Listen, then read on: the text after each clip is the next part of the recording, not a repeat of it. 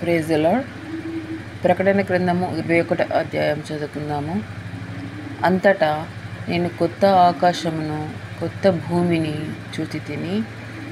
మొదటి ఆకాశమును మొదటి భూమియు గతించిపోయెను, సముద్రమును ఇకను లేదు. మరియు నేను నూతనమైన యెరూషలేము అను ఆ పరిశుద్ధ పట్టణము తన భర్త కొరకు అలంకరింపబడిన పెళ్లి కుమార్తె వలె సిద్ధపడి పరలోకమందున్న దేవుని యొద్ద నుండి దిగివచ్చుట చూచితిని. అప్పుడు ఇదిగో, దేవుని నివాసము మనుష్యులలో కూడా ఉన్నది.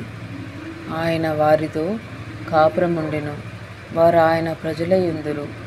దేవుడు తానే వారి దేవుడయుండి వారికి తోడయుండును. ఆయన వారి కన్నుల ప్రతి బాష్ప బిందువును తుడిచివేయును. మరణము ఇక ఉండదు, దుఃఖమైనను ఏడ్పైనను వేదన అయినను ఇక ఉండదు. మొదటి సంగతులు గతించిపోయినని సింహాసనముల నుండి వచ్చిన గొప్ప స్వరము చెప్పుట వింటిని. అప్పుడు సింహాసనాసీనుడై ఉన్న వాడు, ఇదిగో, సమస్తమును నూతనమైనవిగా చేయుచున్నానని చెప్పెను. మరియు ఈ మాటలు నమ్మకమును నిజమునవై ఉన్నవి కనుక వ్రాయమని ఆయన నాతో చెప్పుచున్నాడు.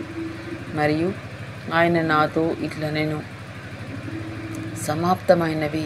నేనే అల్ఫాయు ఒమేగాయు, అనగా ఆదియు అంతమనై ఉన్నవాడను.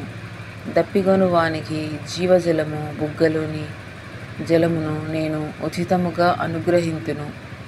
జయించువాడు వీటిని స్వతంత్రించుకొనుము. నేను అతనికి దేవుడనై ఉండును, అతడు నాకు కుమారుడై ఉండును. పిరికివారును అవిశ్వాసులను అసహ్యులను నరహంతకులను వ్యభిచారులను మాంత్రికులను విగ్రహారాధికులను అబద్ధికులందరూ అగ్నిగంధకములలో మండు గుండంలో పాలు పొందుదురు. ఇది రెండవ మరణము.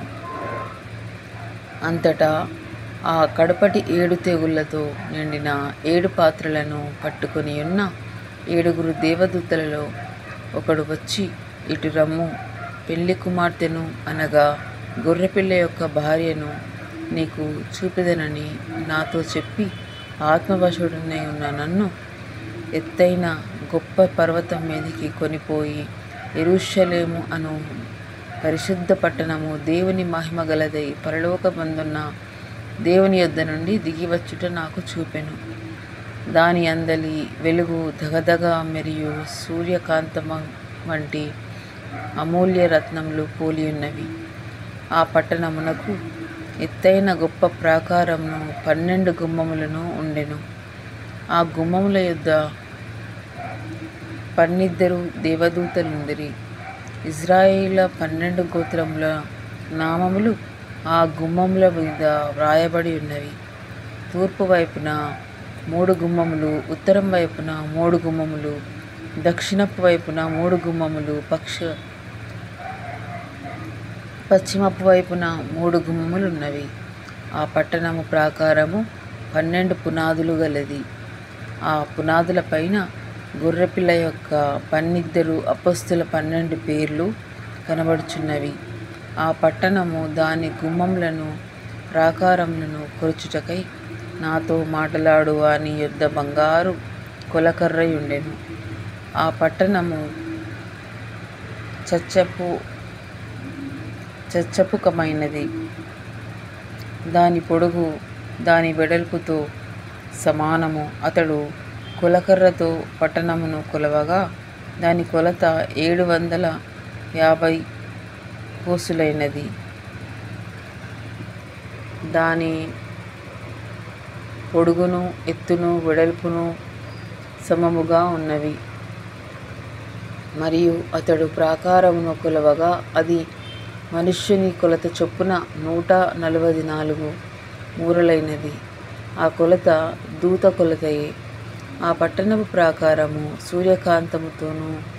కాంతములతోనూ కట్టబడెను. పట్టణము స్వచ్ఛమగు స్ఫటికముతో సమానమైన శుద్ధ సువర్ణముగా ఉన్నది. ఆ పట్టణపు ప్రాకారపు పునాదులు అమూల్యమైన నానావిధ రత్నములతో అలంకరింపబడి ఉండెను. మరి మొదటి పునాది సూర్యకాంతపు రాయి, రెండవది నీలము, మూడవది యమునా రాయి, నాలుగవది పచ్చ, ఐదవది వైఢూర్యము, ఆరవది కెంపు, ఏడవది సువర్ణరత్నము, ఎనిమిదవది గోమేధికము, తొమ్మిదవది పుష్యరాగము, పదియవది సువర్ణల శూన్యము, 11వది పద్మరాగము, 12వది సుగంధము. దాని 12 గుమ్మములు 12 ముత్యములు, ఒక్కొక్క గుమ్మము ఒక్కొక్క ముత్యముతో కట్టబడి ఉన్నది. పట్టణపు రాజవీధి శుద్ధ సువర్ణమై స్వచ్ఛమైన స్ఫటికము పోలి ఉన్నది. దానిలో ఏ దేవాలయమును నాకు కనబడలేదు. సర్వాధికారి అయిన దేవుడగు ప్రభువును గొర్రెపిల్లయు దానికి దేవాలయమై ఉన్నారు.